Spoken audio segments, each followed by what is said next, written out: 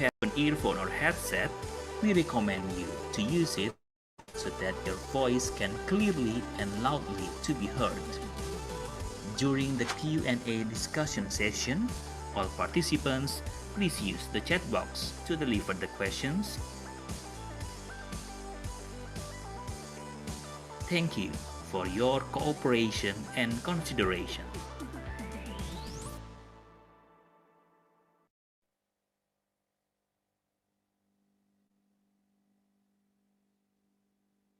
Good afternoon, ladies and gentlemen. Welcome to guest lecture series on SDGs today, Tuesday, 23 March 2021. I am Fitria from ITS Global Engagement and will be your master of ceremony this afternoon. Thank you for joining our guest lecture series on SDGs today. Before we start our agenda, let me inform you of some rules for this event. First, please fill your attendance at bit.ly/attendance_GLS SDGs. Our committee also sends the attendance link in the Zoom chat room. Please note that only those who fill in before 45 past 3 p.m. GMT +7 will be able to get the stamp for ITS students or certificate for international students. Second, participants who wish to ask questions during the question and answer session, please send your question to intip.in/Q&A/GLS/SDGs. The link for the questions lists in the chat room as well. Or you can ask directly by clicking the raise hand feature. Ladies and gentlemen, today's lecture theme are provide the audience insights into the Light Up Cebu project, a community extension initiative targeting education, climate action, and the use of solar energy. An ITS Research Center for Disaster Mitigation and Climate Change Activities, which will be delivered by our speakers, Associate Professor Mydah Kabingue from Cebu Technological University and Dr. Adjie Pamungkas from Research Center of Disaster Management, Mitigation, and Climate Change ITS. And the lecture will be moderated by Dr. Astria Nur Irfansyah from ITS. Before we start our agenda, allow me to deliver our schedule today as follow. First, opening remarks. Second, lecture. Third, question and answer session. Fourth, certificate awarding. And fifth, closing. For the first agenda, we have opening remarks by Dr. Oktavianti Dwi Wahyurini as Senior Manager of ITS Global Engagement Office on Promotion and Mobility. To Dr. Oktavianti, the time is yours. Okay, good afternoon, everyone. It's a very great pleasure for me to welcome you to the GLS on SDGs today on Tuesday, March 23, 2021. Today we will have Dr. Mydah Kabingue from the Philippines and also Dr. Adjie Pamungkas from ITS to deliver a very insightful and inspiring guest lectures for today.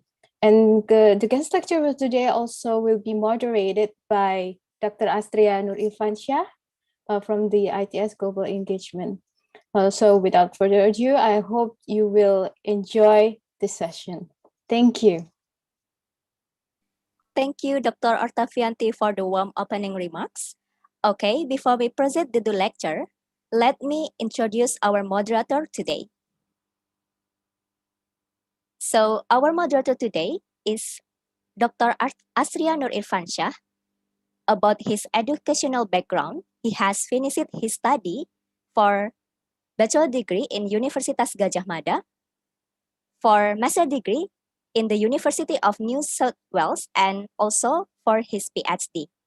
And about his experiences, now he is a senior manager for international partnership at ITS Global Engagement, vice secretary of IEEE Indonesia section, and also lecturer at Department of Electrical Engineering ITS.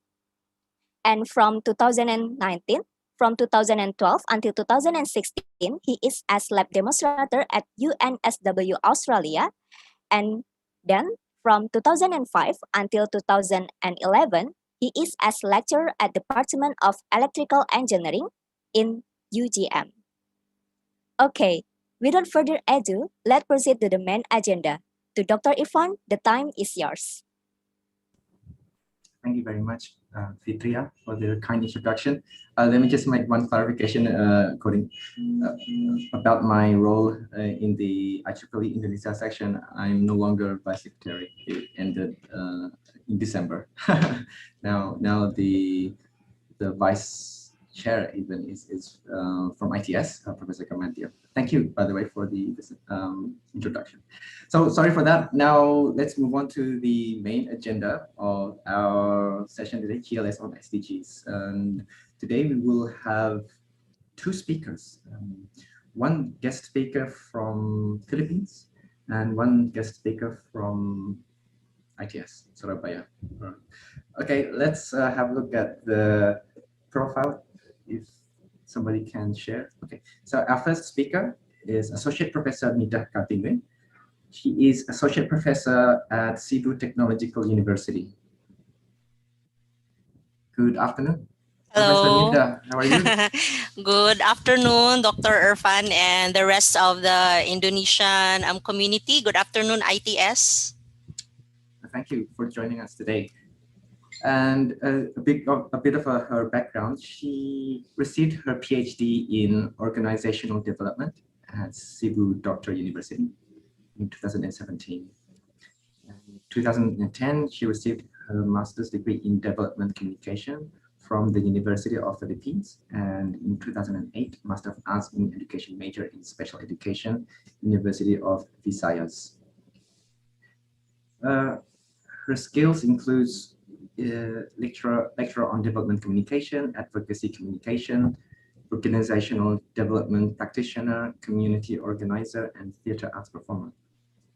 And her experience from 2020 until now, she is an academic chairperson at the Department of Communication at Cebu Technological University. From 2019 to present, she's the director of Mutual Capital Advocacy Cooperative at Cebu City, Philippines. And from 2015 until now, she is the Climate Reality Mentor, Climate Reality Leadership Corps. And I think we will have the first presentation from Associate Professor Mydah Kabingue. I will introduce the next speaker maybe later, just before the second speaker starts the presentation from Bapak Adjie. Okay. That's okay. All right. So how much time do we have from the committee for the first speaker? Is 40 minutes, yeah? Yes. Okay. Please. Thank you. The time is yours, Professor Mydah. Thank you so much, Dr. Irfan, for that generous introduction. So again, good afternoon, everyone. Good afternoon, Indonesia. Good afternoon, global audience. I am seeing familiar names in the boxes. So I am here in behalf of my university, Cebu Technological University. And of course, from where I come from, I am from Cebu City, Philippines, as shared by Dr. Irfan. I am here to share our humble community initiative, and we called it the Light Up Cebu Experience, a nexus of education and climate action. So I will now share my presentation. Okay, let's go to the full slides.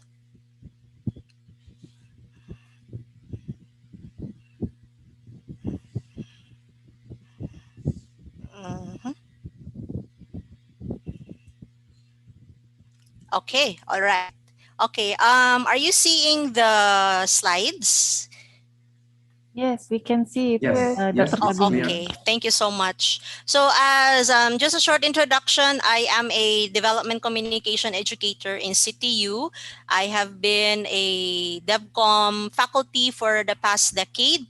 I am also a climate change advocate, as introduced by Dr. Irfan. I am a member of the Climate Reality Leadership Corps, the Philippine branch. I am also very much into the community extension initiatives and projects of CTU. And at the same time, I am also a theater enthusiast. I am very much into the theater arts. And in fact, I am doing my best right now. I am currently in a training where I intend to integrate the theater arts into the climate change discussion in my city. Okay, so let's proceed to the next slide. So before I actually go into the specific details of Light Up Cebu, let me first give you a brief overview into the general state of Philippine education. So in terms of population, last year there was over 23 million students enrolled in both the public and private schools for 2020-2021.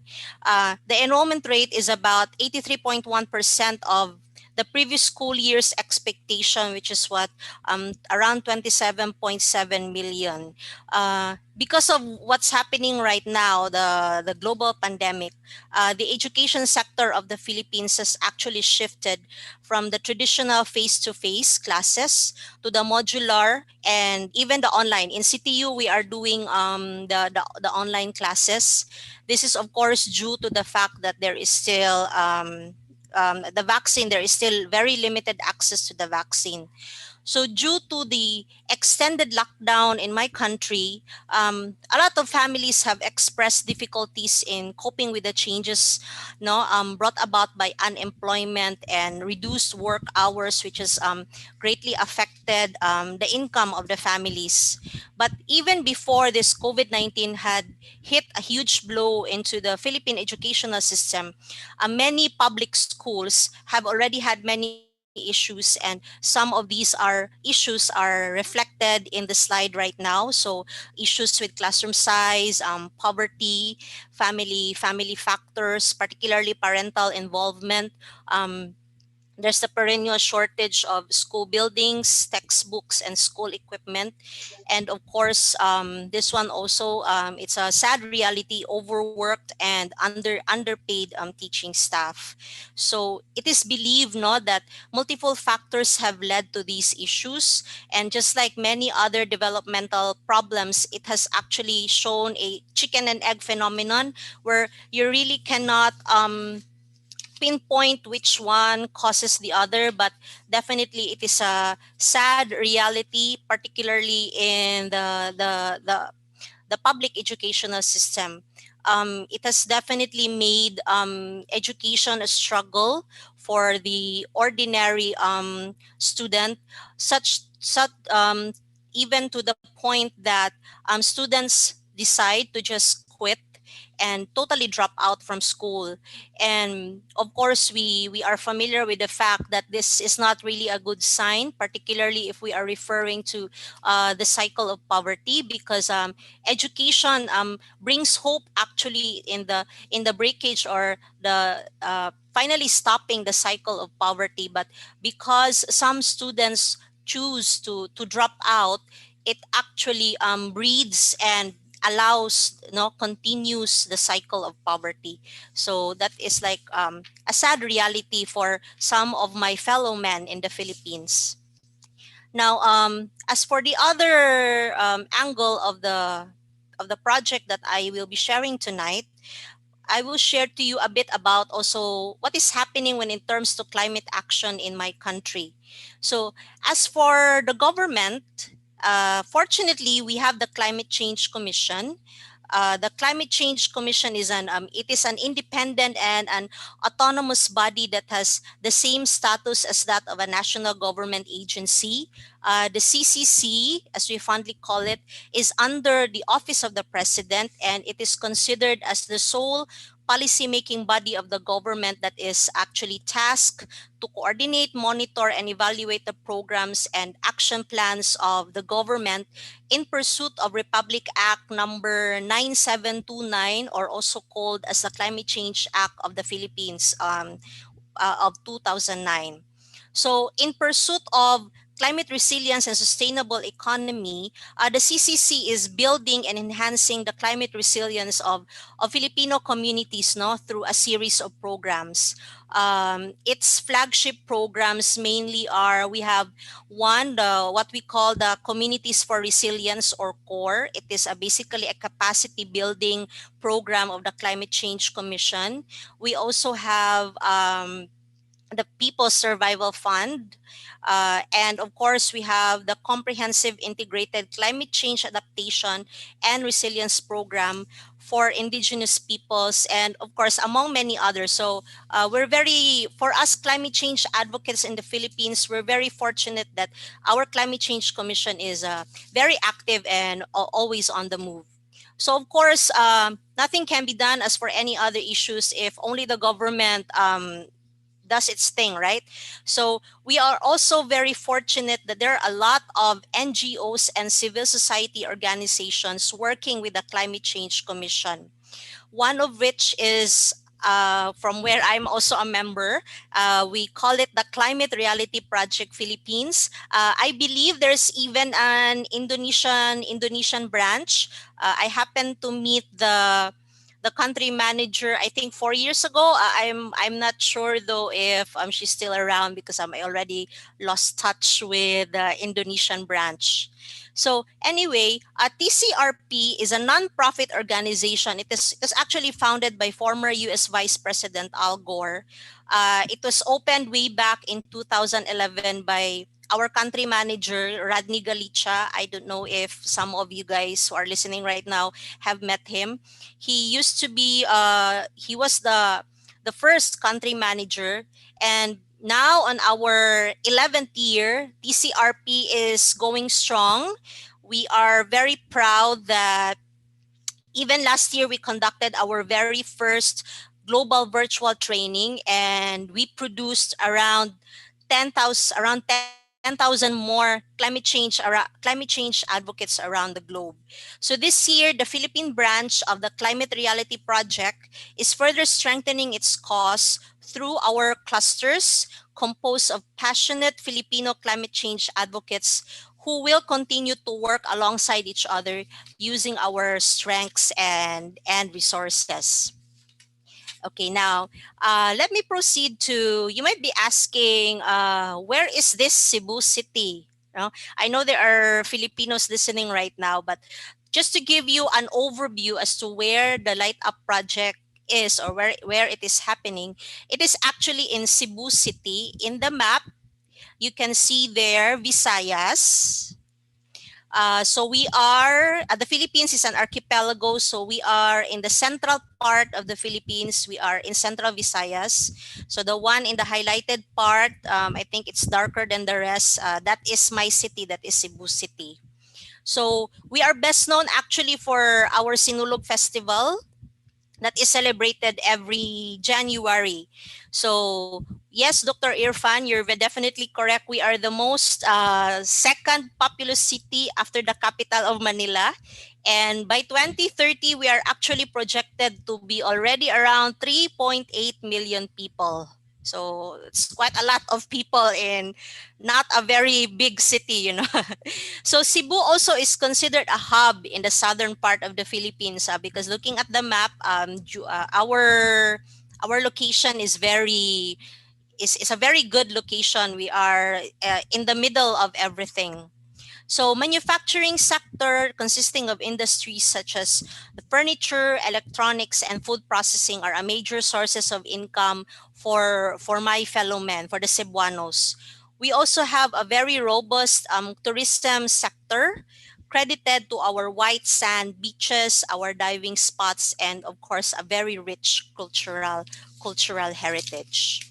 Now, in view of the educational and environmental issues that me and my close friends experience and have witnessed in Cebu, we put together a team way back 2015, and we launched that team and called it as the Light Up Cebu, or the LUCE team. So LUCE.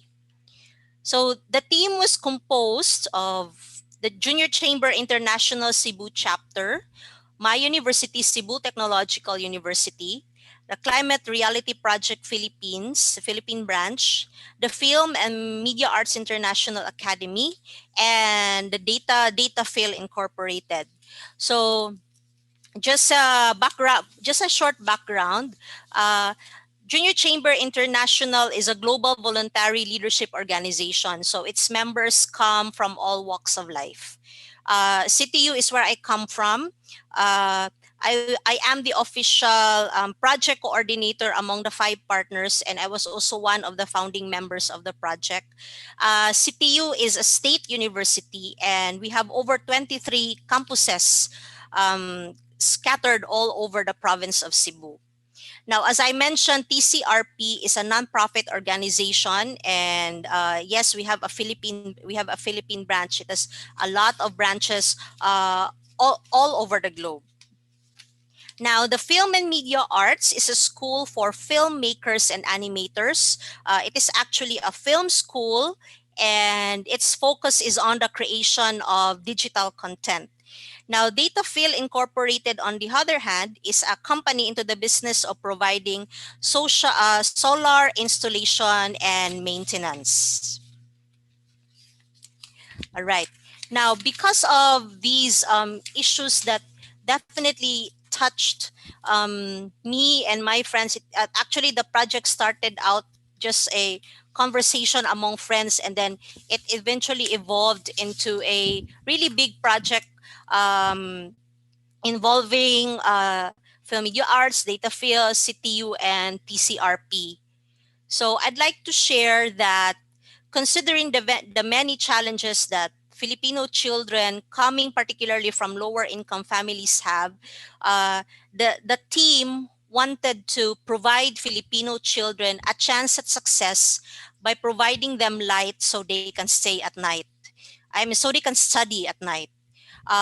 According to estimates, there's around 12 million Filipinos that are without electricity. And sadly, this is made worse definitely by poverty and has made accessing the grid really difficult for these families due, of course, to limited income, limited economic opportunities. No, hence, the team chose households with school children who have no electricity in their homes. So we targeted the grade school children, particularly grade school children, and some high school students who were pointed out by their school principals and village captains as their families had no light. So that is where we focus our energies on. Now, I will show you some of the pictures. So these are some of the first group of households that benefited from Light Up Cebu. The first 2 pictures here on top, this was during our very first installation, the pilot installation. This was located in one of the slum areas or the very poor communities in the urban area of Cebu City. This one here. So actually in the picture, these are my colleagues, my co-faculty inspecting the where to put the, the solar panel, because as you see, it's the construction of the house is not really it's not really strong. So the number one concern at that time was where to put the solar panel in such a way that it would maximize the absorption of the rays of the sun, and at the same time it will not get stolen by robbers. So those are one of the things that we had to consider carefully. The second set of pictures here below are in a mountain barangay. If you see, the team here is walking downhill. The team had to walk for 2 hours just to reach this particular house. Back and forth, I don't know if you'll believe me. It was a total of 3 to 4 hours alone just for this house.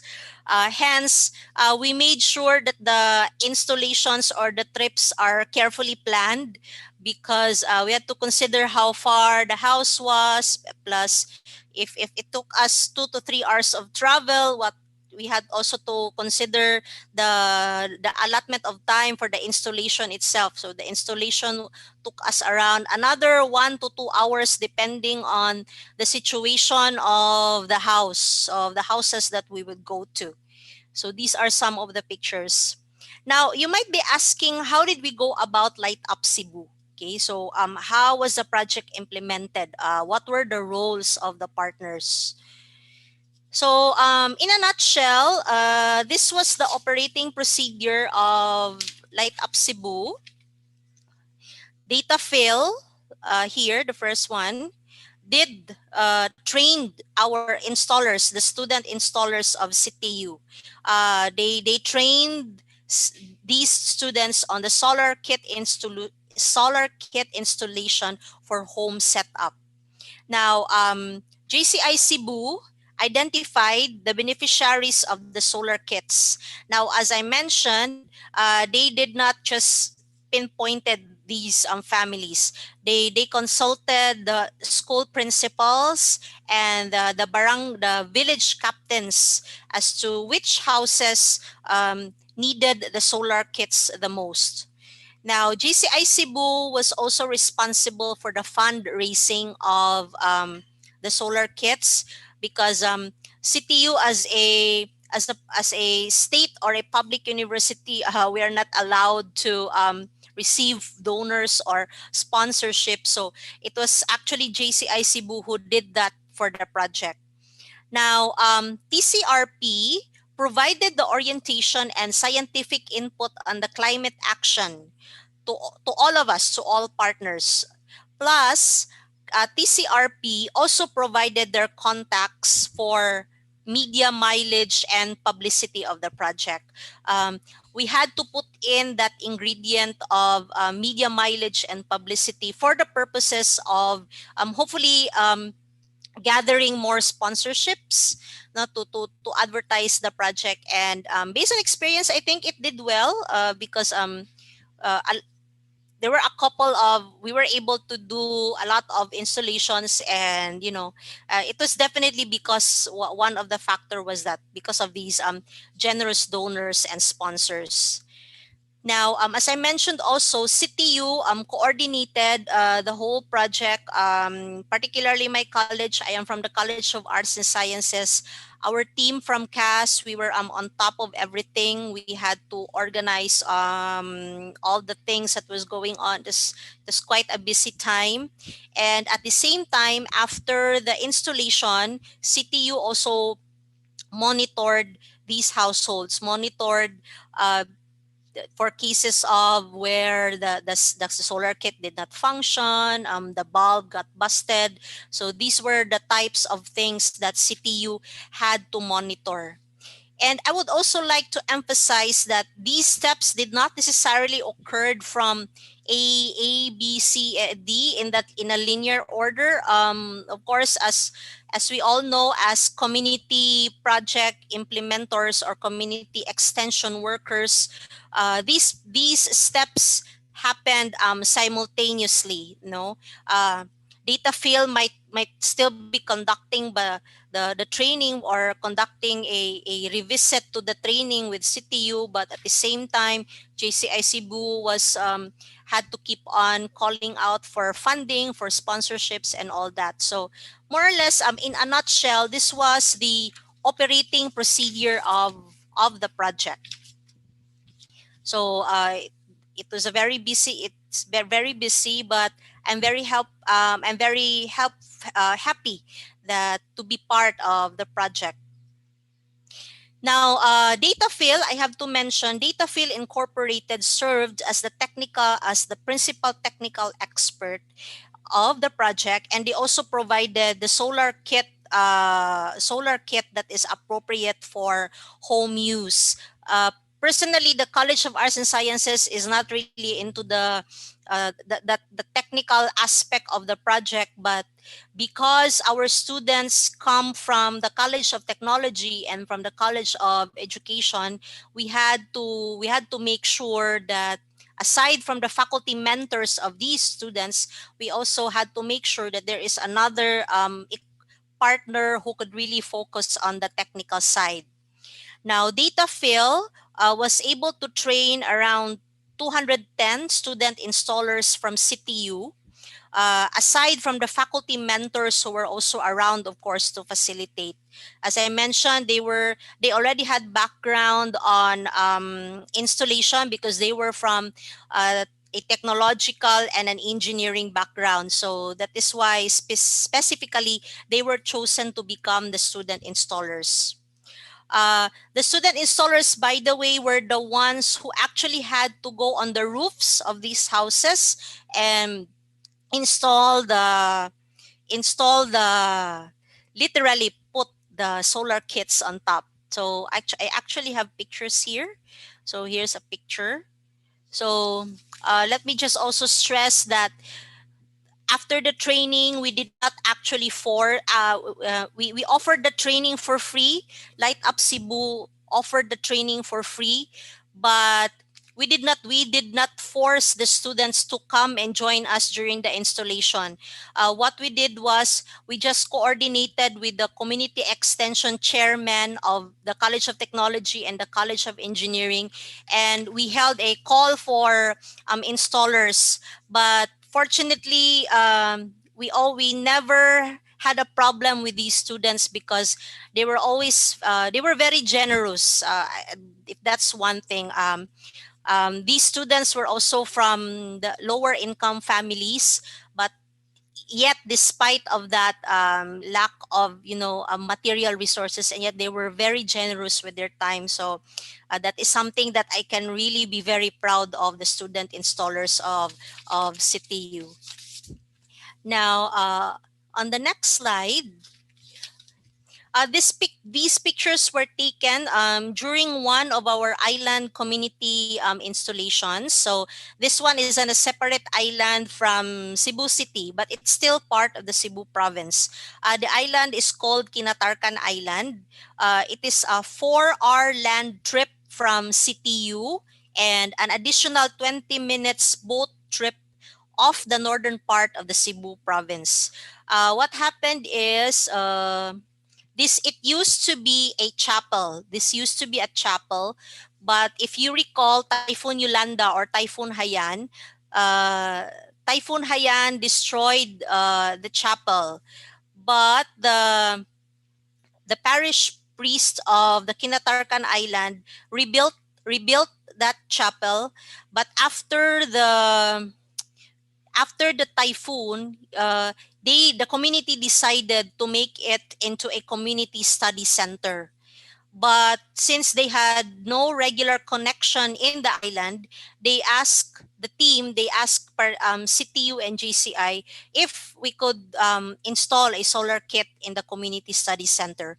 So that is why we were there. This was way back 2016, and we were able to convert this finally into a community study center by putting the light. So what happened was after we installed the light, the students were able to go there and study at night. Okay. As for JCI, Junior Chamber International, the Cebu chapter, as I mentioned, the sponsors and donors were gathered by JCI Cebu. We were lucky that we had generous individuals and even private companies. Okay, I will not mention anymore. It might not be allowed. Okay, but we had private companies who sponsored the kits and responded to the call for partnerships. JCI campaigned so we can install these solar kits to the homes of who were identified by the school officials and barangay captains. Let me also stress that we consulted with the local officials and asked which barangays had households who had no access to power, and that is why we were able to go to the mountain barangays and the coastal barangays instead of just installing here in the city area, where literally it's easier to have access to the grid rather than compared to the mountain and coastal barangays.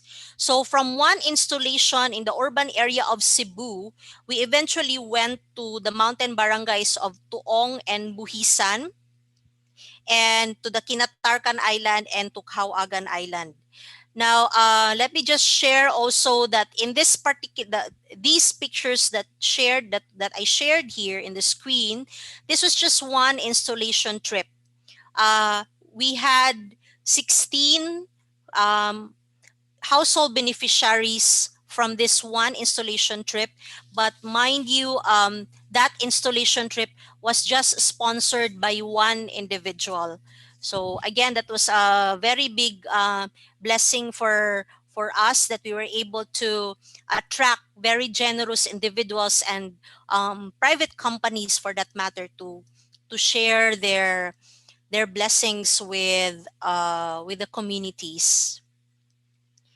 Now, the Climate Reality Philippines served as our technical experts on climate science, particularly on the benefits of using renewable energy as an energy source. You have to understand that many of the beneficiaries are far from the energy grid lines. Hence, connection was very difficult. Connection would require quite a big amount of money for these families.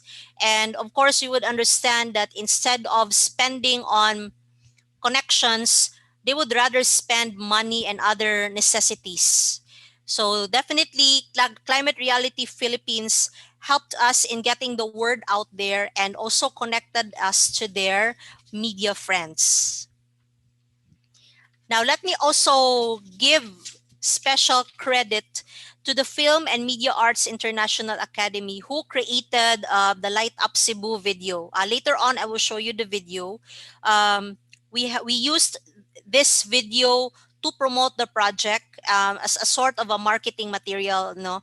And plus, the school or the academy also gave our film students a chance to practice their skills. So during the times that we went out on shoots, the Film and Media Arts International Academy, or FMA, they invited our development communication students to assist them during the shoots, the video shoots, and the photography session. So it was also a big help in terms of the media skills and the photography skills of our film and media students.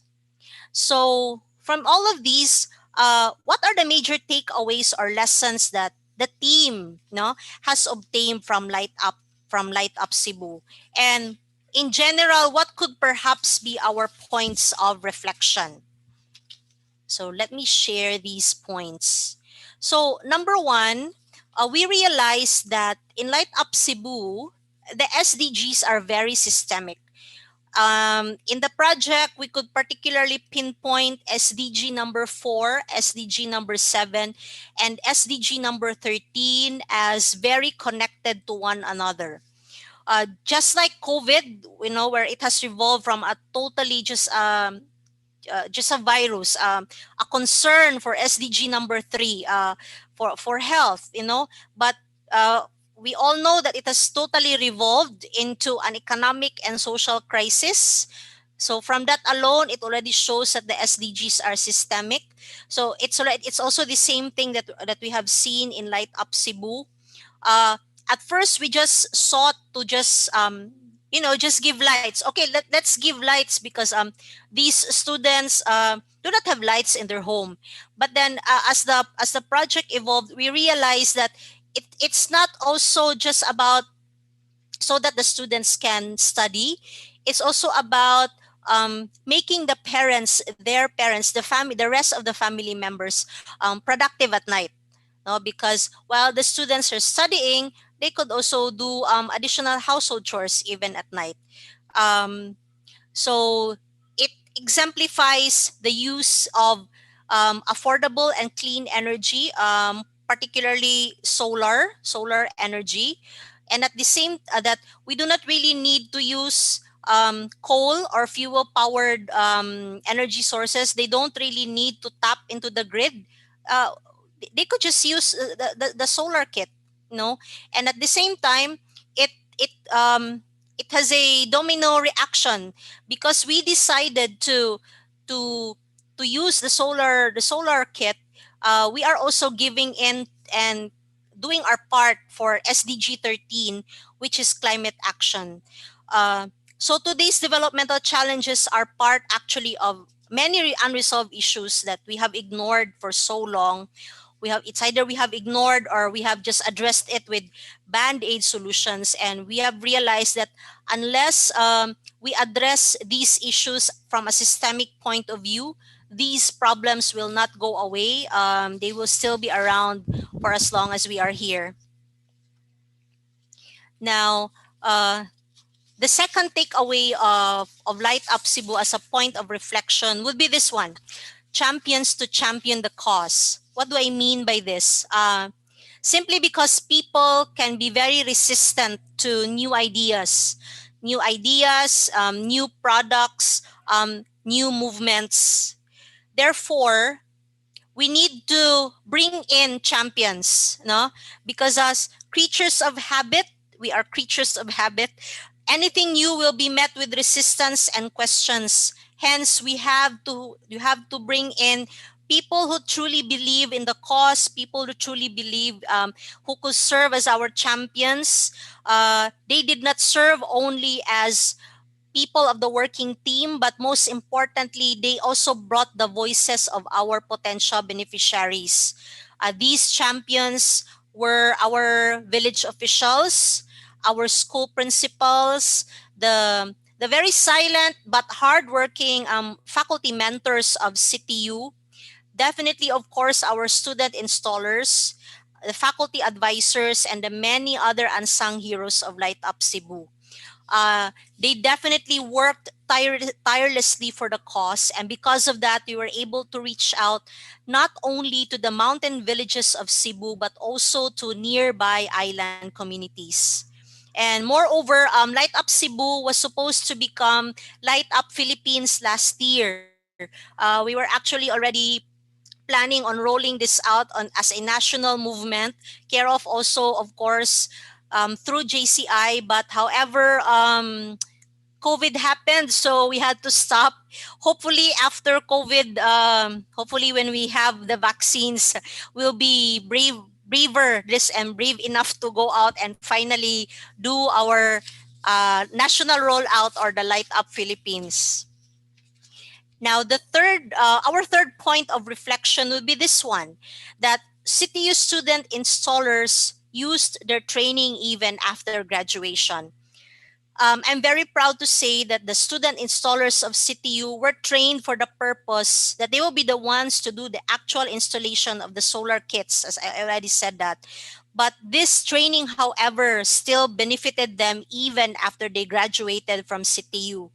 I had many feedbacks from our trainees that when they went out of CTU and started applying for jobs, and potential employers saw their certificates and saw their certification that they were certified solar installers, the training became an asset for them. It made them stand out from the many roster of applicants, and many interviewers actually, or employers, ask them to expound, to share what was their experience with the Light Up Cebu team. So I believe as a mentor that we were able to prepare them for the green jobs of the future. This further illustrates the advantage of incorporating green technologies and training into our undergraduate programs, not only to make our students active citizens of society, but actually to really prepare them for what is required or asked for and demanded by the industries. Okay, so now I will share to you the Light Up Cebu video. Okay. Here it is. Please join me in watching the video. This is the story of Almira, one of our very first Light Up Cebu beneficiaries. Let there be light, and there was light. And God saw that the light was good. We all take it for granted that we can have light with the simple flip of a switch.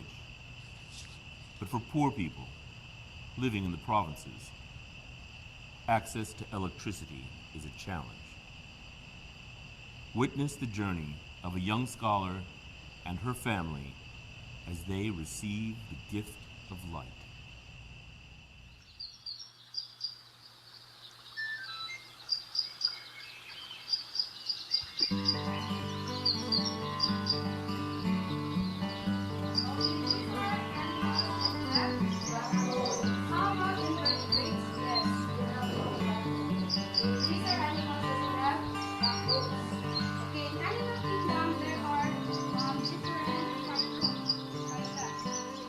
Kato pag grade 6 niya, kaya na top man ni siya. First honor man niya na kuhan scholar pag grade 6. Nang arang-arang ginunis grado noon, butahin ka nim liwat. She has the qualities of being a good student, siya. Pero sa akong nabantayan niya, mawawon dyan kay siya. Dili kay siya makik-share sa iyang problem sa ilang. Taghan ko na siya mga award, sir. Wala ko ila ng uban, kaya mga English man. Katong bangga-bangga na siya mga science, nga tulay lain eskwelahan, kadaog gina siya. Yan, ingaw lagi siya nay, nakadawat man ko atong tao na nga gaana sa kamot. Ko, unsa man tawhan na gud? Ingon siya. Gihatag man to si Sir William Moore may nagdawat kamo siguro tay trophy day niya. Giha dito sa kuan. Ko niya high school mo pangutan-an niya ug mao ba toy trophy.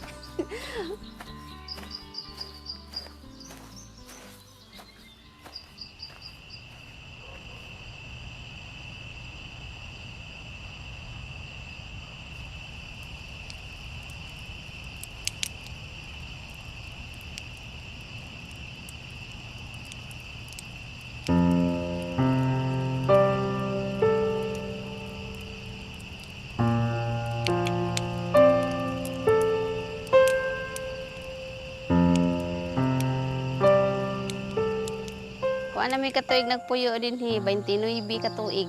Antod nanganak among anak 8 ka buok diri sa kini. Among panginabuhi nga re manguma, manguling. Since jud nga kanang nag-eskwela ko ya kay wala jud mi suga nga kanang kuan electricity kay kanang magpataod mi to so na din. Wala gani day mo taod kay kanang layo kuno kaay ba. Kami wala gyud may pag-asa nga dunay kuryente kay kun ari sa mi motab sa Kalumbuyan, perti na mo dako gasto, unsa may gasto perti na mo pobre ha. Lisod jud kay siya kung maghimo ko assignment or projects kay kanang wala man siya enough light ba din. Kanang basta lamp lang bitaw niya gamiton din kanang sakit kay siya sa mata din. Sige naman siya goal kay kanang tungod sa iyang mga projects ba kanang wala siya tarong tog. Sometimes di sad siya makabuhat sa iyang mga assignment. Maybe maglisod siya og buhat because naati ngay may tabo nga hangin-hangin sa ila, so lisod jud kay tutukan ang kanang mga basahonon sa iyang libro. Nya, kung mag-answer pa siya ikabuntag, maliit naman siya kaya magikan na sila dinhi kaya alas 6 untop gina siya lakaw. Say kun ang alas 5 gani hayag-hayag pa mulakaw na siya.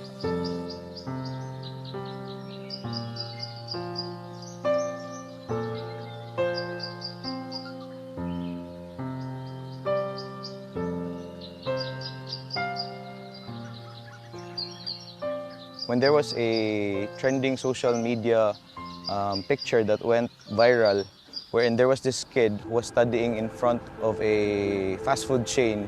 He was even more lucky being in the city compared to those who are off-grid in the mountain barangays. There are many communities who still do not have light in their households. So how can our students be able to compete when even the basic light at home is not present? I'm a father, so I don't know how hard it is for a father to come home, his house has no light. That would be hard. It's quite something that is endear to me, and I really wanted to move forward and continue this project.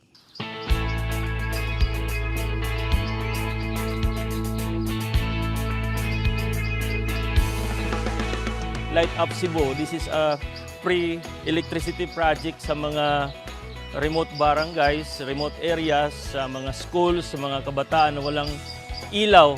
Kini siya, part gini sa among mission na amo i-inform ang community of the urgency and the need and our responsibility as people na kinahanglan nato i-address gid ang climate change. Yung panel natin na ginagamit, it can run until 25 years. Hindi mahirap ikabit, sustaining yung kuryente, sustaining yung charge controller.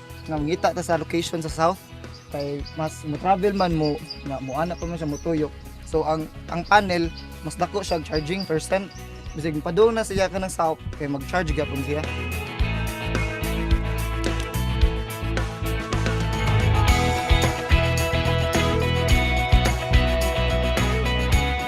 Manong, Almira, Day, kaning amo ang gibutang diri sa inyong balay. Isip ni nga amo ang pagpakita sa among pagtuo nga kamo nga kauban sa atong komunidad, dako ang inyo ang ikahatag sa mga kauban kitang tanan. So kaning atong lamparilya, atong karong pagngon, tanaw nato unsa ka ngit-ngit, unya atong i-light up ang ato ang suga, pagpakita sa unsa kahayag ang gawas.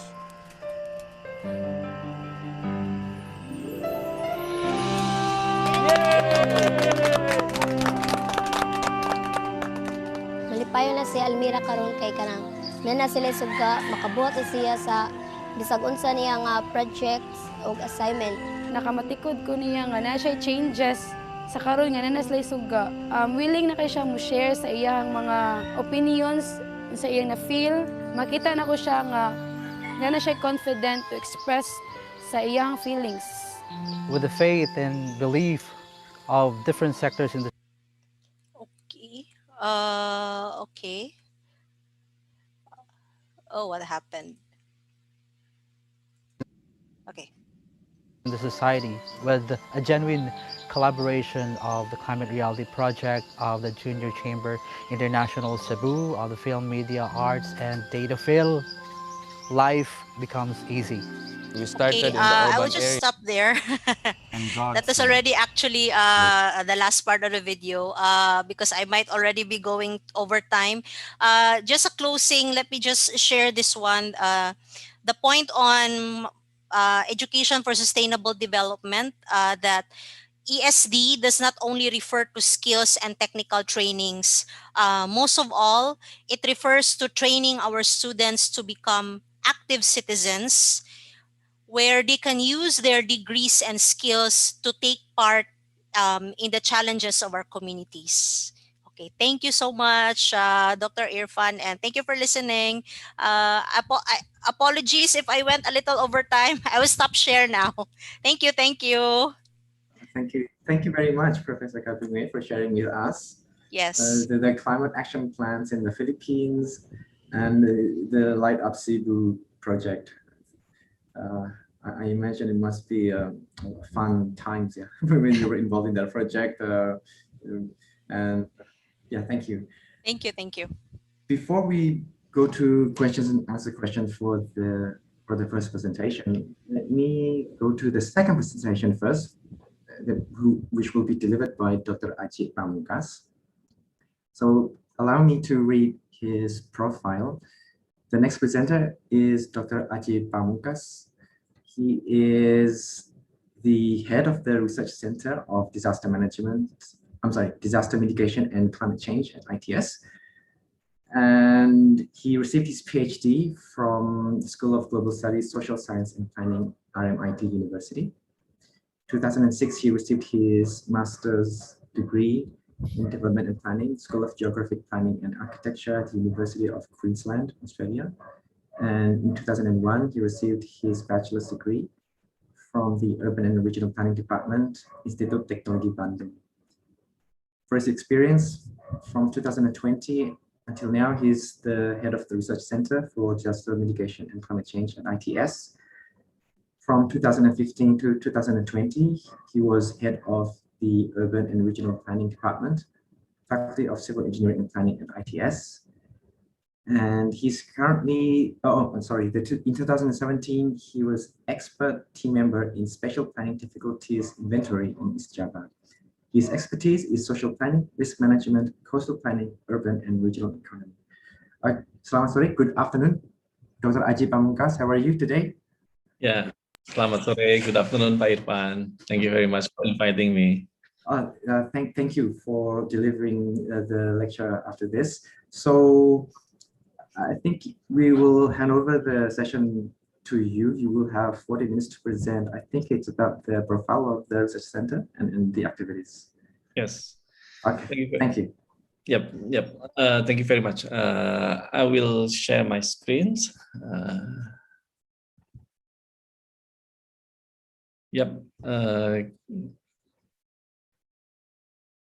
Can you see my screen? Anyone can confirm? Yes, Bapak, we can see. Thank you very much for the confirmations. Good afternoon, everyone. Assalamualaikum warahmatullahi wabarakatuh. And I would like to say thank you for Professor Mydah for the really nice story about the Light Up Cebu project. It was really inspiring and interesting presentations. I just can say hello to Prof. Mydah, ya. La Komusta. That's the one I know. Hopefully it is not wrong one. Right. I would like to share our activities in the research center. Hopefully that based on my presentation, we can have further discussions or collaborations or maybe activities in the coming future. So the research center is the Research Center for Disaster Mitigation and Climate Change. And we really focusing on giving and realizing ideas because we accommodate all opinions, ideas, solutions from all the lecturers and also the education staff in ITS and specify into disaster and climate change risk reductions. And the key activities through research and technologies from various academic background as solution for disaster events or climate change phenomena in Indonesia. And this is our 5-step approach in delivering our ideas and solution on the ground. We find out the reality, the problems in the reality, and then we make some conceptions, modeling, and some of them are prototyping, and hopefully that we can implementing with the collaboration with the local government or other parties. And here are some research themes in our research center from flood risk modeling, and then potential earthquake, extreme weather, tsunami modeling. We have also spatial mud volcano in Sidoarjo, and disaster shelters, landslide, strong wind and falling trees risk reductions, climate change mitigation and adaptation, and also the risk management itself. And we have also some support funding, of course, from the local fund. For example, that from ITS, we have like annual competitions in ITS involving students and also the lecturers, even though the academic staff. And then from foreign fund, we have peer research on extreme weather and its impact to farming. And currently we have a partnership with the British government in Surabaya Resilience Project. And we also have national fund, especially from Ristek Brain. We have some research activities funded by the Ristek Brain, the Indonesian Research and Technology Ministry, and also from the RISPRO LPTP. This is the finance ministry, under the finance ministry. And one of the topic is about the emergency infrastructures to prepare for Surabaya potential earthquake. And this is our spirit, synergy in risk management. both of the disaster and climate risk management, which means that we welcome to any potential collaboration in risk management. And we also concerned about advancing our own research output in collaboration with other parties to change research output into solutions. It means that we really aim to make our ideas solution on the ground. And we understand that working together will make us strong in disaster risk management. And here are some key milestones in 2020. We have some patents, paper proceedings, and paper journals, and research fund. And we also have prototype. This is the flood inundations measurements prototypes. We make it for the laboratory scale, and then we will implement it in 2021. Sorry. And then some guided book, and this is the foreign funding partnership. And then we also have like serial webinars from our research center. We call it Srawung. Srawung means informal discussions. So we make it more relaxed, enjoyable, and hopefully that can transform our big ideas into public. Yeah, hopefully that this media become a good media for everyone to join in discussing about the risk management. Yeah, and this is the key focuses for the future research because our rector challenged us to have several key research topics from intelligent transportations up to intelligent entrepreneurs. And I think our research center will contribute into the intelligence environment, that is ICT and I-Island. And in terms of that, we try to focus on at least three main research topic. First of all is flooding, and then the second one is earthquake, because this is especially in Surabaya. This is our the campus located, and then the climate change itself. And all the three research topic will be direct to the smart risk management. We will try to make a combination between artificial intelligence into the risk management. And then we will also share some of activities related to climate change in these presentations. First of all is I will share some project conducted by our research center on climate change issues. It called it Mitigation Plan for Reducing Emissions in Probolinggo. Where Probolinggo is, it is in East Java province. Yeah. If you know this mountainous situation, it is Bromo. I think most of the Indonesian love to be there. I also enjoyed to be in Bromo, and part of the administrative authority is the Probolinggo municipality, and this is the situation in Probolinggo area, and most of them are planting, farmings, and then there are some. And then this one is the location. Yeah, is in East Java. Hopefully, audience who doesn't know about where the location. This is the Java Island, and the red dot is the Probolinggo municipality, and this is was our project locations. Right, about the greenhouse gas effect or illustration, I think we know all of them that our activities produce the emissions, and this emission become the source or the main causes of the climate change in the earth. That's why in this project we try to make a calculation on the emissions as part of the key sources of climate change, key cause problems.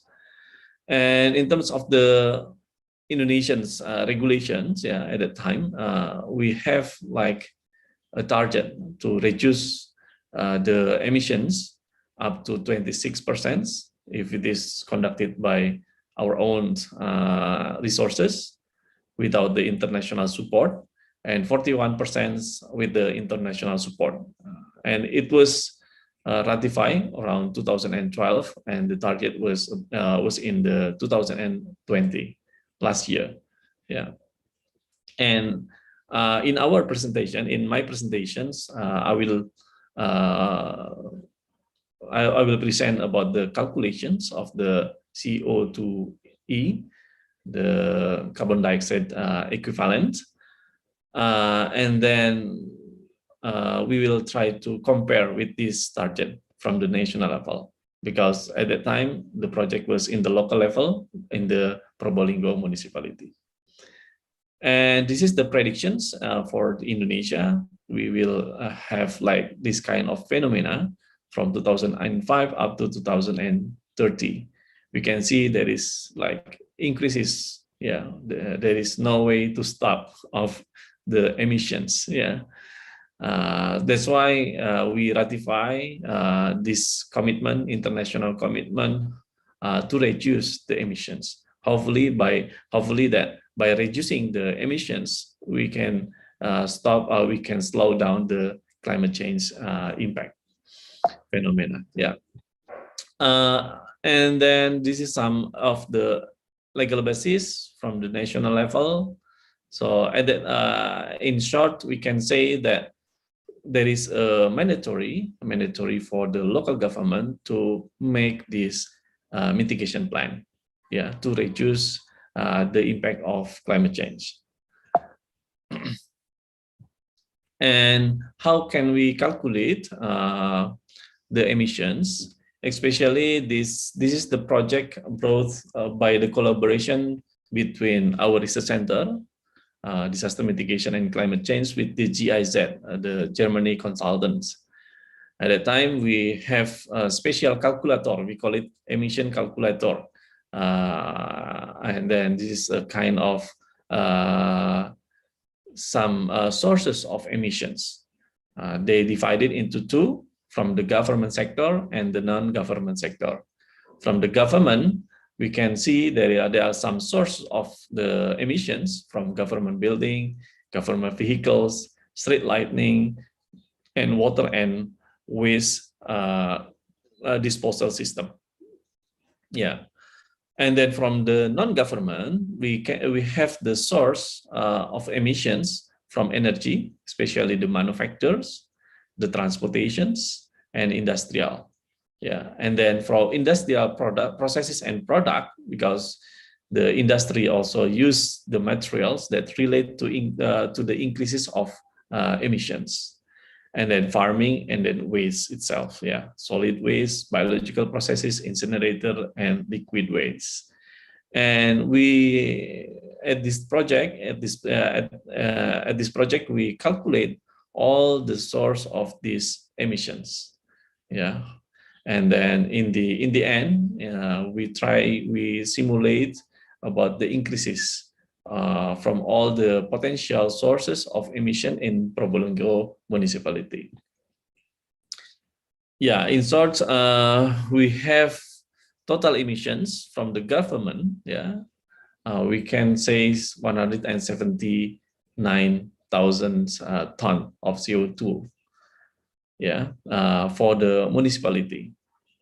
Yeah, and if we can see from the non-government, we can see there are around 50%. Yeah, most of them, half of them, are for farming and forestry. In the beginning, I mentioned that this municipality has farming and forests, mountainous areas as the key characteristic of the municipalities. Yeah, so if we see from the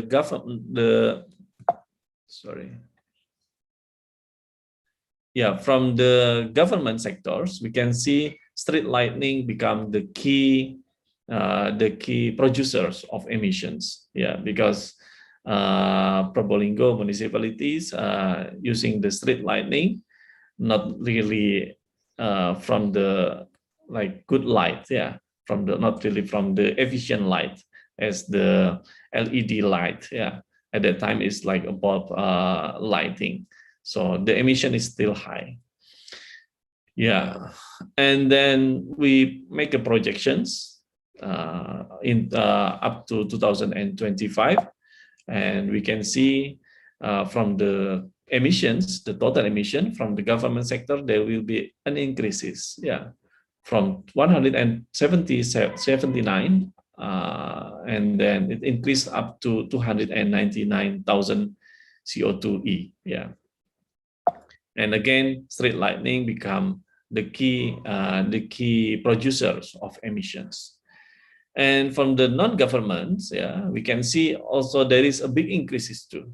Yeah, around half, 50%.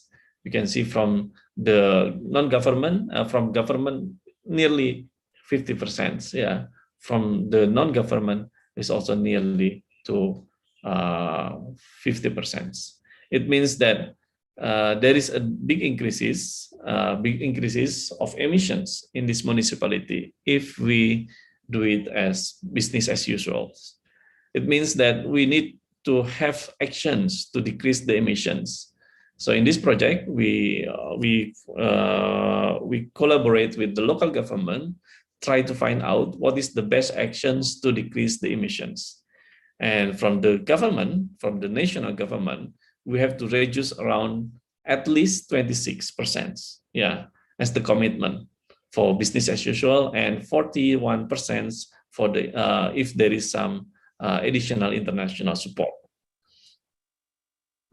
Yeah, this is the way we conduct the formulation to the actions. So we, in the beginning, we try to find out what is the characteristic of emissions, and then programs and strategic plans from related agencies. We study any programs, any strategic plans from the related agencies, and then we also highlighting some impact that was occur already in the municipality. Some of them are like extreme rainfall, and then strong wind, yeah, and dengue fever. At the time, it was occur in Probolinggo municipality. And then we do some FGDs using root causes analysis, and we also have the method for screening, integrating, and planning. At that time, it was very enjoyment process, yeah, especially if we compare to current situation, pandemic. We can make this kind of simulation at that time. At this time, I think it was very interact situations, discussing about what is the selected mitigation action. Yeah, this is a kind of some photos or activities conducted by this research center to find out the way to have to reduce the emission in Probolinggo municipality. And here are some summary of proposed actions for reducing the emissions from waste management with 3R principle: reduce, reuse, and recycle. And then we also propose to replace lights for street lighting with a low energy and low emissions, such as LED and solar cells. And we also propose to have like fuel conversions and reductions on government vehicles, and then reforestation in the upstreams, reducing on nitrogen fertilizers. And then even though we go far again to propose the replacement of ER64. ER64 is like seed for paddy field.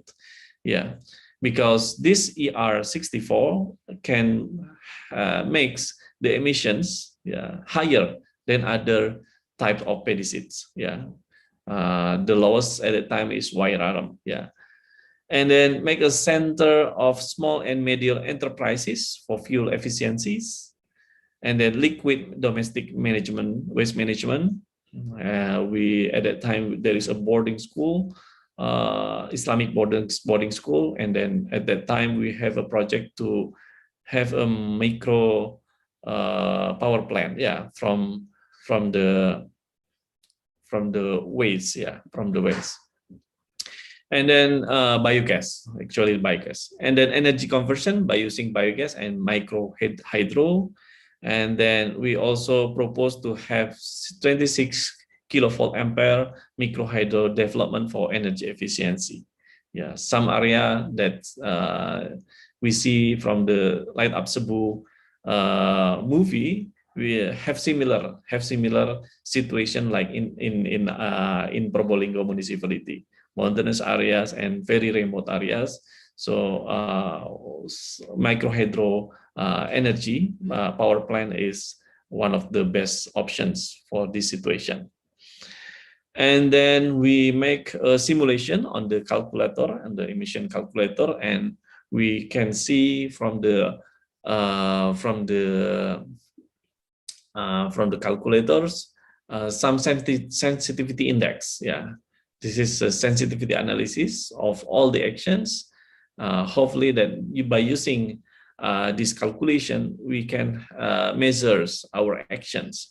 We can control our future actions. Yeah, hopefully that it become more effective for the future in risk reduction, in emission reductions. Right, at that time, we will build up some scenarios of development in the futures, yeah, from the proposed actions and then sensitivity analysis, and then we combine some actions that really effective to build up the most effective scenarios, and then we justify the scenarios.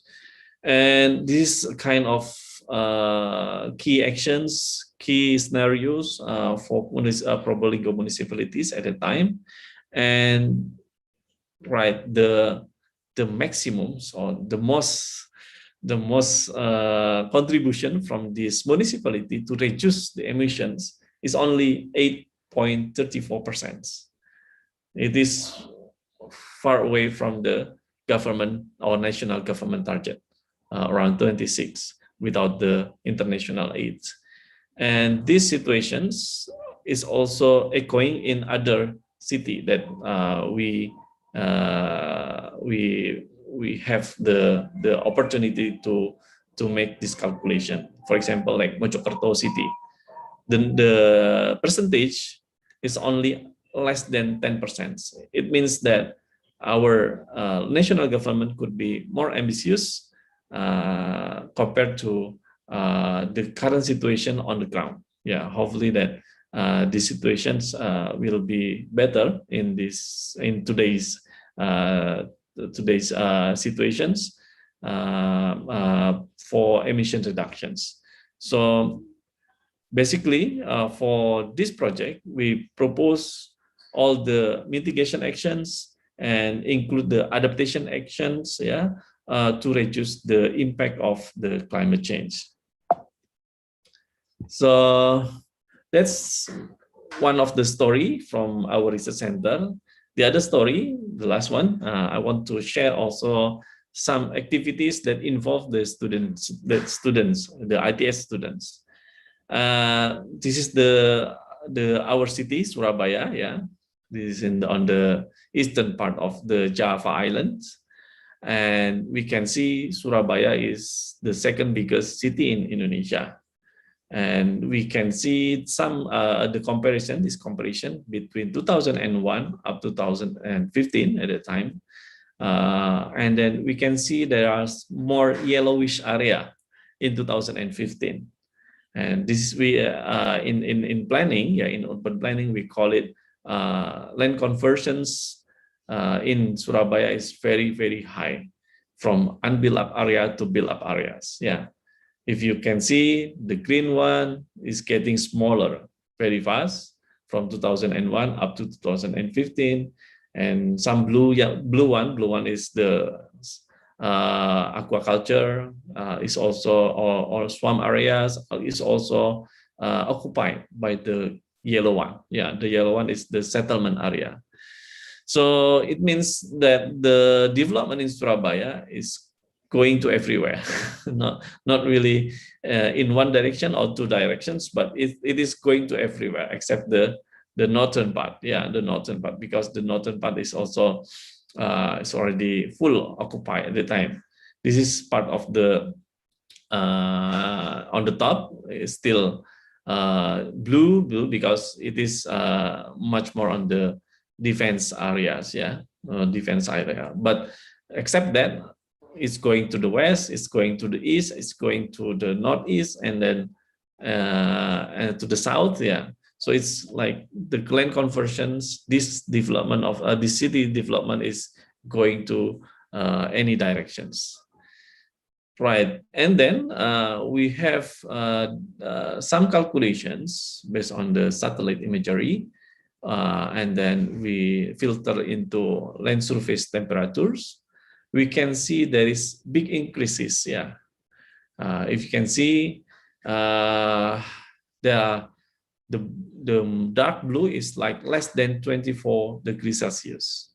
And then the dark red is more than 32 degrees Celsius. Yeah. Sometimes in Surabaya, like in the midday, we can feel around 36 degrees of Celsius. Yeah. So we can see from 2001, there is some area are red. Yeah. But not many dark red. Yeah. But most of them, I think most of them blue and brown, greens. Yeah, so it's more than around less than 28 degrees of Celsius. Yeah, and then right now it's dominated by red and dark red. It means that the temperature in Surabaya is increasing along with the land conversions. At the time we make a correlations, we can see there is big correlation between urban index. It means that the land conversions from unbuilt up area to built up areas with the LST, the land surface temperatures.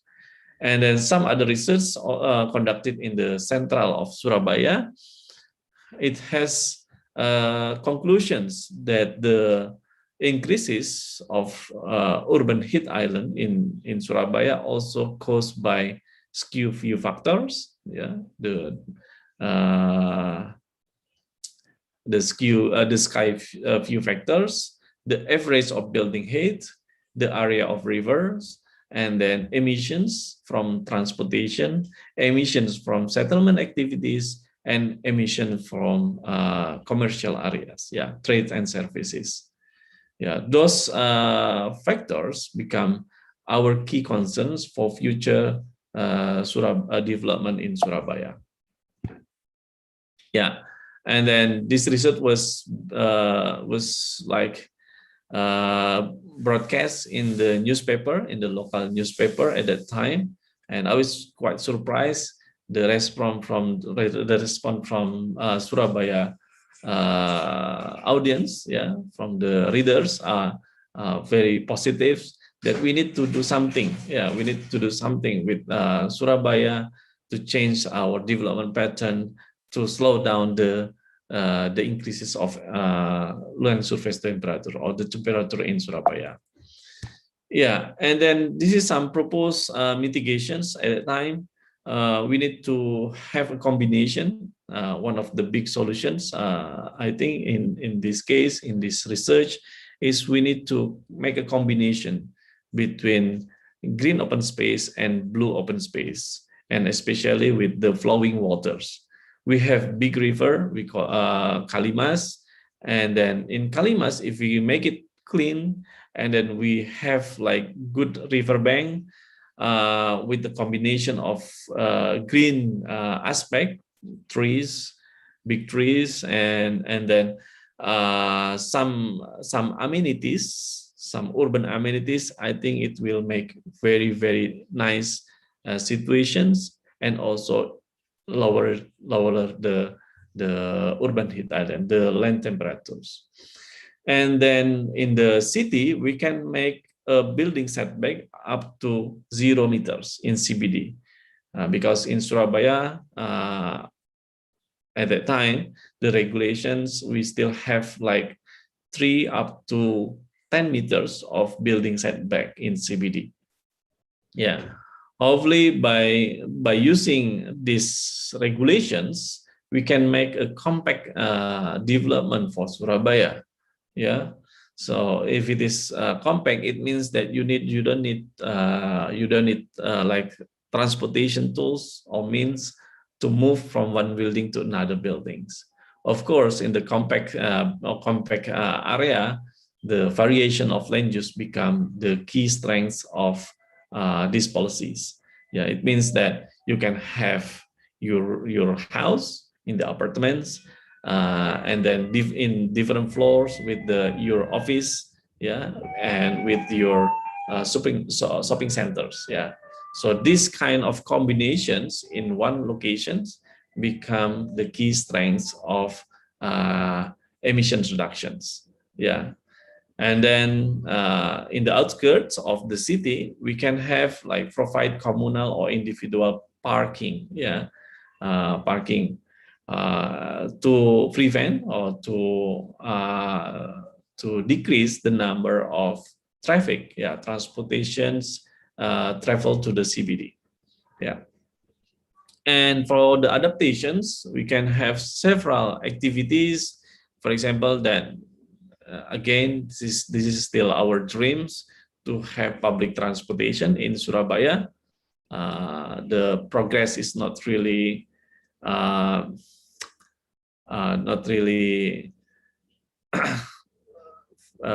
very good, I think, because we have stopped the development. And I think in this case, in these situations, actually before pandemic, the development of Surabaya rail and Boyo tram, yeah, still not finishing, not really facing the finishing point, yeah. Still ongoing on the plan, but again the implementation is very slow. But in this case, the implementation of Surabaya bus become one of the options, yeah, right now, before the Suro tram and Boyo rail implementations. And we also to have the park and ride combination, especially with the e-bike, e-ride, and so on. And so hopefully that we have also SPBG for fuel filling station gas become more popular, because this gas energy source is lower emissions than the usual one. Yeah, and then we also promote the green building, for example, that rooftop garden in high-rise building, and then saving energy, electricity, natural lighting, and ventilations is part of our adaptations to decrease, yeah, the impact of the climate change. So that's some of the story from our research centers and activities, research, and hopefully future collaboration can be made, because we have a motto to make a synergy in risk management. Thank you very much, Dr. Ivan, for the time. I will stop my screen. Hopefully that my explanation can be understood by the audience, and we can have some discussion after this. Thank you very much.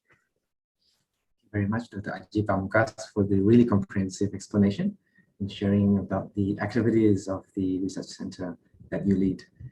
I was already starting to ask questions, but let's ask to the audience. Are there any questions from the audience? The committee has sent the link. If you would like to ask the questions in written form, you can. either through the link that is provided, or alternatively, maybe you can also just type in the Zoom chat box, or if you would like to ask the questions directly to the speakers, please raise your hand and the committee will unmute you. Any questions? I find both presentations fascinating. Well, also it encourages us, it gives us hope, yeah? It gives us hope in amid of this climate change situation that the whole planet is facing. So I hope there are many questions from the audience. Students from anywhere, ITS or this student from who's here today? ITS students, and I think CTU. Is this apart from Professor Kabingue? I think there's also some participants from CTU as well. There is one question, I think, from Ness from ITS. Yeah, let me read the question. Ness from ITS, Department of Environmental Engineering. So the question, I think, I'm not quite sure who is the target of this question. So the question is, do you know what kind of method that the researcher used to measure the LST? I'm sorry, I might have missed either Dr. Adjie Pamungkas or Professor Kabingue's presentation. LST? I'm not familiar with that. Maybe somebody can answer that. Yeah, that's part of my presentation. Okay, right, sure. Yeah. The LST land surface temperatures is like processing on the satellite imagery. There is several bands on the satellite imagery, and we use some key softwares using to process. Sorry, my feedback. Yeah, to it's okay from my side. You can hear it clearly. Yeah.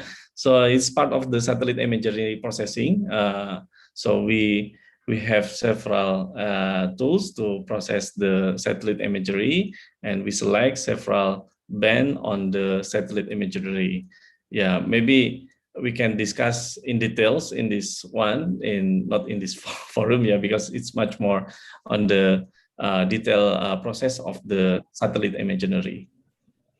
Is it clear, Pak Ivan? Yeah, I believe it's strictly clear. Yeah, because it's feedback to my sounds. Oh, okay. It's fine from my side. It's okay. Yeah. Okay. Thank you, Dr. Adjie Pamungkas, for the answer. So I hope the student can maybe ask Adjie in a directly in the campus, maybe, who knows. LTS. Oh, LST, sorry. Any other questions? We haven't got any other written questions. Maybe to start with further questions, I would like to ask Professor Kabingue.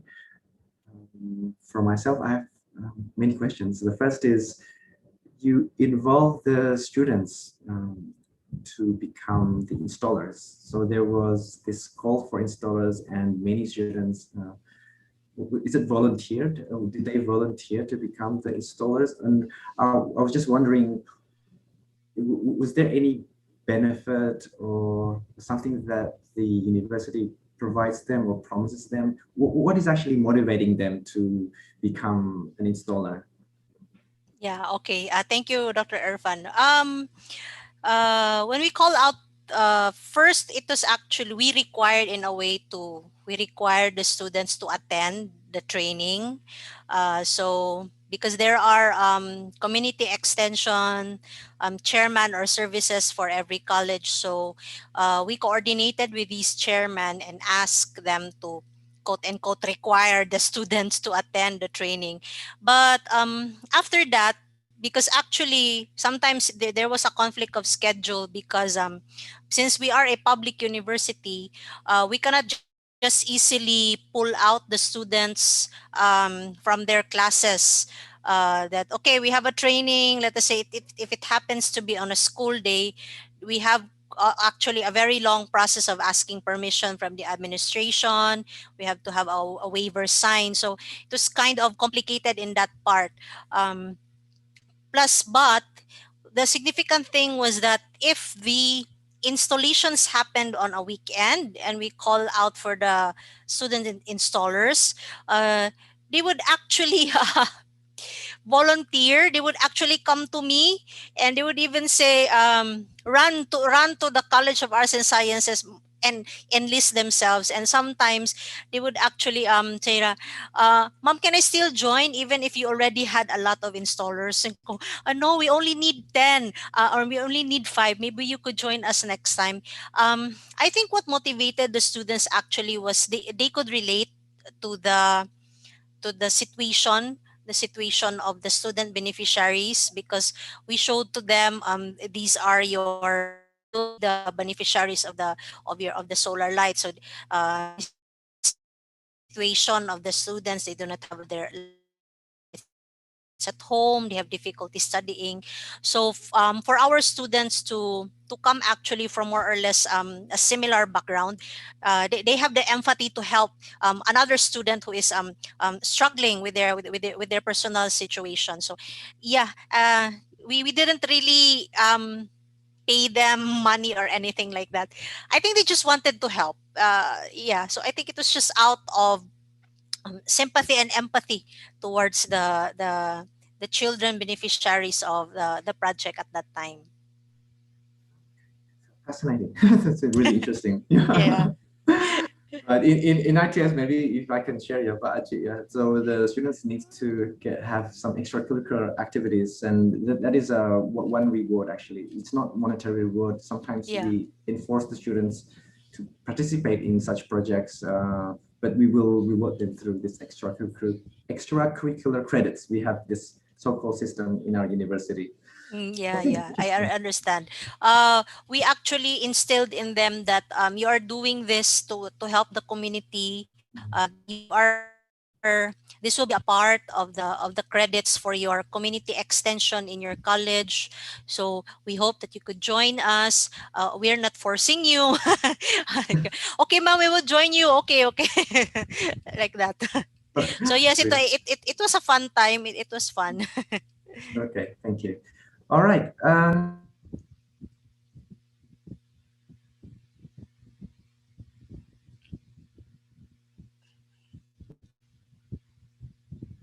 Sorry about that, I was unmuted. So let me check the list again. So far, there are no questions in the link. If there are anyone who wants to ask directly to the speakers, please raise your hand, or if you can unmute.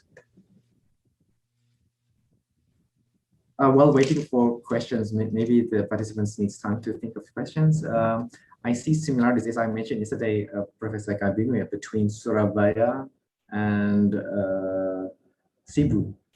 There are some similarities, and also our countries are also similar. I think we're islands, countries of islands. There are many remote areas, and we share a lot of similar things, including the language. I was trying to pick up some words that may be similar to Bahasa Indonesia. Just wondering, is wind, is it angin in Yes. Right. Okay. So yeah. angin. So I caught that word. You actually have a word. I'm hearing selamat. Is that selamat? Selamat. Thank you. Is it thank you? It's. Does it mean thank you? Terima kasih. Selamat is more like congratulation. Congratulate. Oh, okay. Selamat pagi. Because for us. Good morning. Okay. Because for us it's salamat, but salamat would mean thank you. Okay. Yeah. Salamat. Because I'm here, right? SE, but for us it's SA. But salamat means thank you. Very similar. Yeah. But still this more or less it's a positive very word. Similar. It is. Okay. Any questions? If not, I have the second question again to Professor Kabingue. If not, I have the second question. To share any like have challenges that or after the implementation. I saw checked maybe one of the steps is festivals. Then I'm thinking of maybe there could be some broken parts or maintenance issues. How do you handle with that? Yeah. Yeah, that is true. That was actually one of the major challenges in the monitoring, particularly because in the College of Arts and Sciences, the houses and check the house, the solar kits. And then when we discover that bulbs are busted, the wires are not properly, I don't know, something happened with the wires somewhere because there was this wires were already cut. So we asked the owners of the house what happened to the wire, why how come it's already cut. Then the parents answered us, mom, because we put our clothes there on the wires. So they hung the clothes on the wires. Okay. But so whatever concerns we had, of course we just noted it down. I personally do not know how to do the wires to put it together, of course, because I'm not the technical stuff. So I had to go back to school and report it back to the technical team. Guys, in this house the wire is cut off, something that the bulbs are busted, so what do we do? There were instances that we had to bring, it's either the faculty mentor, we had to go back, or a member from JCI had to put it together themselves. But somewhere along the way we learned that why don't we coordinate with the the village captains and his staff, and if ever for a couple of days we cannot go back right away to the house, and we cannot of course keep the family waiting for us, why don't we let the barangay captain or the village captain repair it for us? So along the way we learned that fortunately in one of the barangays, the village captain is also a graduate of CTU, also from the College of Technology. So he had a background to do it. So he ended up repairing the kits himself. In another barangay, the village captain doesn't know. So before we installed, we had to orient him, train him, train his staff.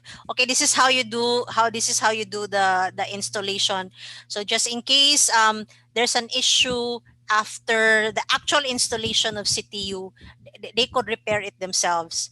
So in the team, that was one of the biggest issues, Irfan. It was actually a trial and error kind of thing for us, because the project was also something new to CTU, something new to JCI and to all of the partners. So we had to learn along the way and adjust along the way. I'm sure Dr. Adjie knows that, being a researcher himself. You learn along the way, you adjust things, you adjust the processes. Okay, yeah, thank you for sharing with us some interesting stories in that regard. So now we have many questions actually coming.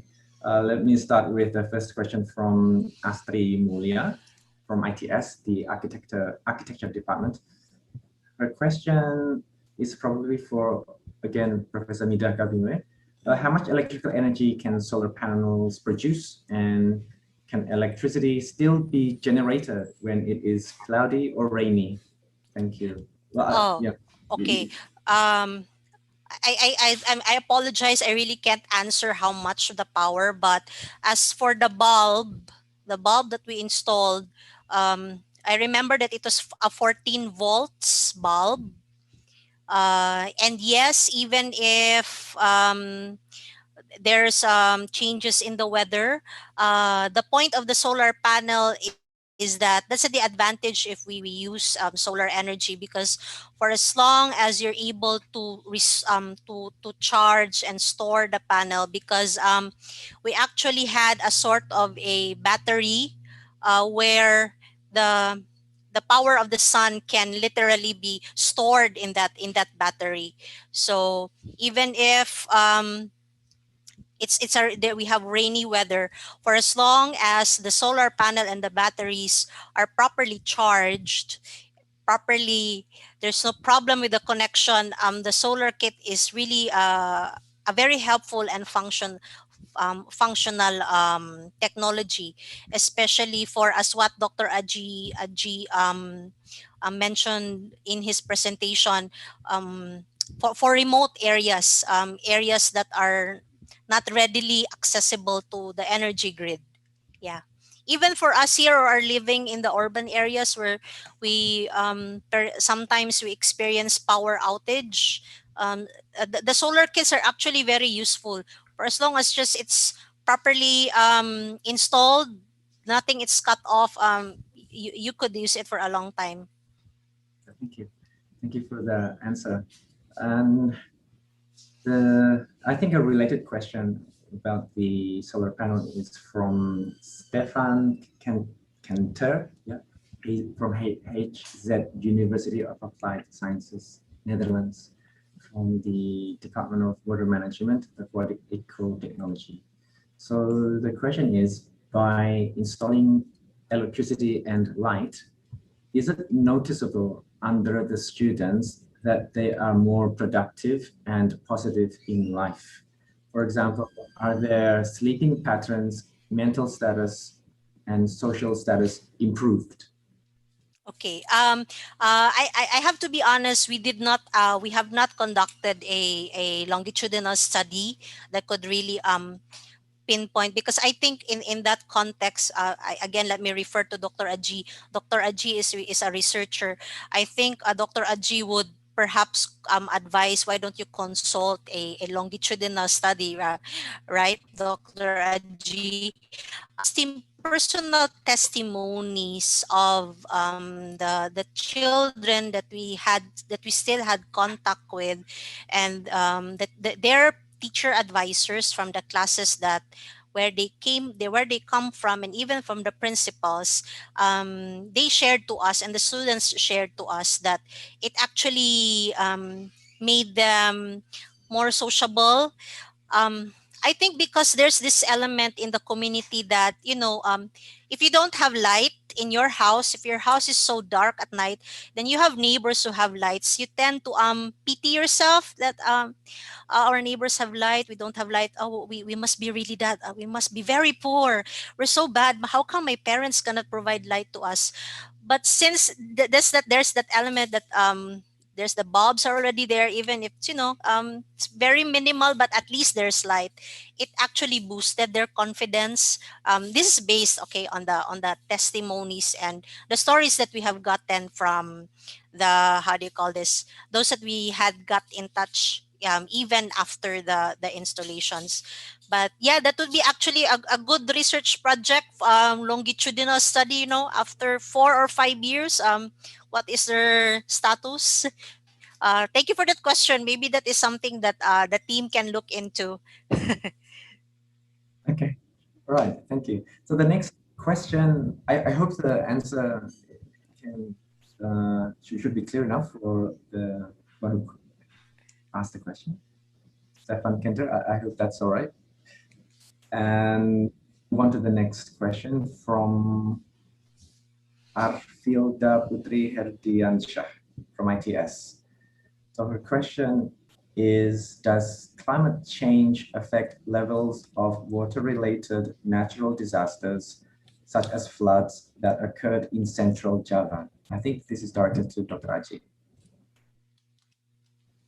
If you can. Yeah, thank you very much for the questions.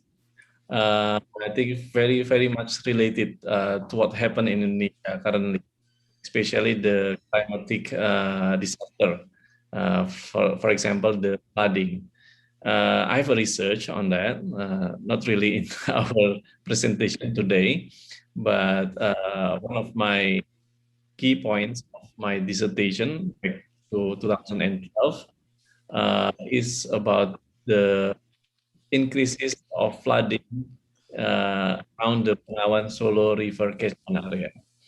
So there is research conducted on in the Bengawan Solo River areas and have similar message. I'm sorry, the connection is poor, I think. We can hear clearly. Back to me. It's okay. It's okay? Yeah. Yeah, thank you. Yes, so the research and many authors also mentioned that there is a real occurring of climate change in our country. Like in Bengawan Solo area, they mentions there is a big increases in terms of the number of extreme weather, extreme rainfall. So my simulation also signs there are the number of the rainfall volumes in 1 year is considered to be stable, but the number of rainfall during the year is become less. It means that more days have extreme rainfall. Yeah, and in 2020, around October or maybe around August, our head of BMPG, the Meteorological Board, Ibu Dwi Kornita, already mentioned that in the end of the 2020, there will be an increase of rainfall up to 40% in Java Islands. So if you can see, there is a big challenges due to climate change by increasing number of days the extreme rainfall. In other sides, the development of our urban areas is not really in a proper way. As I can say, there are many deforestation occurring in several of Java Islands. That's why we can see the number of flooding in Java Island is higher, and there is also increases of affected areas indicate that flooding become worse in Indonesia. There are some data. If you go to the website of EMDAT, we can see the number of flood incidents in Indonesia from 1900 up to 2020. It's become higher and frequent. So it means that this climate change, I believe, this is my propositions, my positions that occur in Surabaya, that occur in Indonesia, especially in Java, and I think this is the time for us to start, reduce the emissions and to adapt the climate phenomena such as the flooding, sea level rise, and urban heat islands. I think that's part of the current situations in Indonesia, especially in Java Islands. Okay, thank you very much for the answer, Dr. Adjie Pamungkas. There are actually many questions coming lately. Maybe just one last question that I would like to read shortly. The actual question is very long, but if I can rephrase it, from Kania Mustika Ariana, ITS Surabaya, she wants to ask Professor Mydah Kabingue about the timeline of the organization or this Light Up Cebu project. You said you want to extend that to Light Up Philippines. So is there any specific timeline? And because she's also concerned with the, I don't know, the gap between urban and rural areas. If you can provide us with information on timeline. Yeah.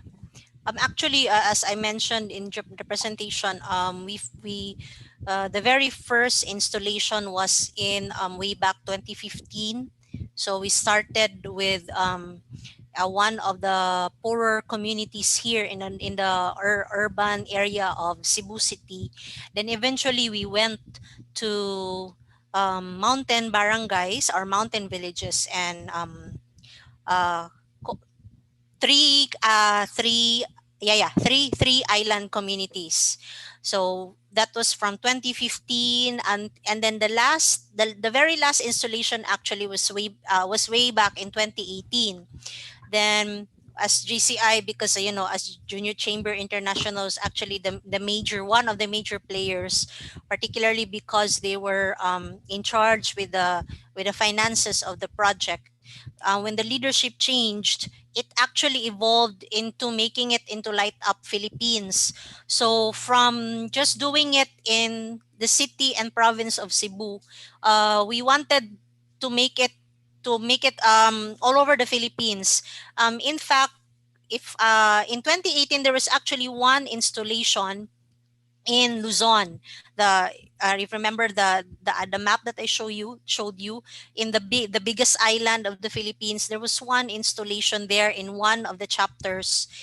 And we kept planning from 2018 to forward to 2020 last year. 2020 actually last year, where we were about to really launch it, a national project, and then COVID happened. So we were about to launch it April 2020, and then we got locked down March. So we were like, okay, let's move it, let's launch. Maybe by June everything would be okay. We'd all go back to normal, and well, we all know what happened. It's not yet over. So hopefully yeah, hopefully you maybe you could even join us if everything gets better, hopefully. Definitely we will be calling on definitely be inviting you ITS to the national rollout of the project. Yeah, hopefully. Let's cross Thank our you very much. fingers. Yeah, hopefully we can collaborate on that. All right. Yes. I think we don't have any more time, so I think I will have to end this question and answer session. But let me just ask to Dr. Adjie Pamungkas, maybe would you also like to mention any goals or plans of your research center in the future? Maybe some short-term goals or some closing remarks on this particular issue. Yeah, thank you very much. Actually, our research center is trying to move from our ideas and opinions and technical aspect into solution on the ground. That's why we always try to make a collaborate with others, both nationally and the international partners.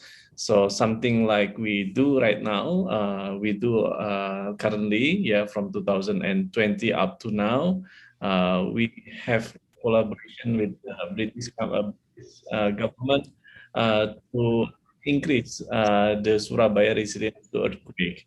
This kind of collaboration has become important in these current situations because we can stand alone in facing disasters.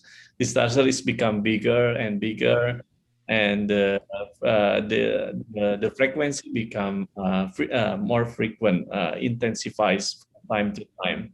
It means that we need to have more collaborations, not only with researchers, but also with the partners from the bureaucrats, partners from media, partners from academics, and also partners from NGO.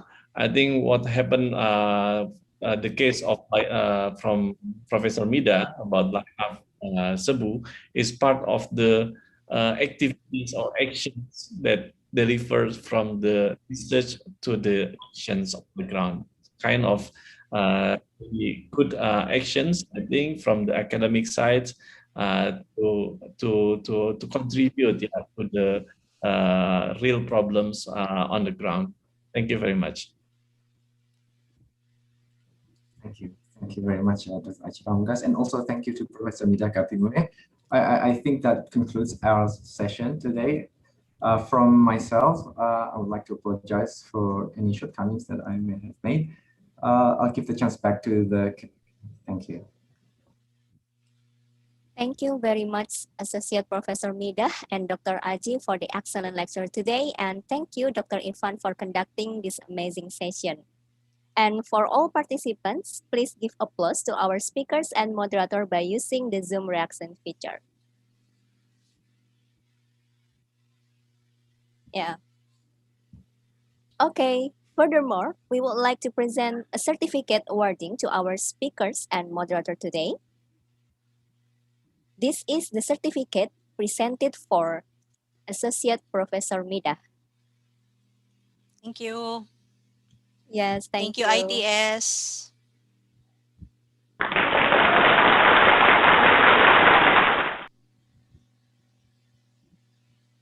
This is the certificate presented for Dr. Adjie. Thank you very much. Yeah, thank you.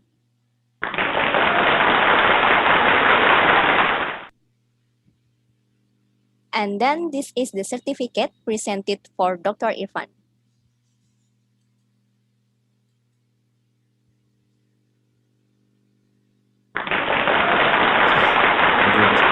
Thank you. Once again, thank you very much to Associate Professor Mydah, Dr. Adjie, and Dr. Irfan for your availability on today's guest lecture series. Okay, before we end our lecture today, we invite you all participants, as well as the honorable speakers and moderator, to take a group photo. So for all the participants, please open your camera.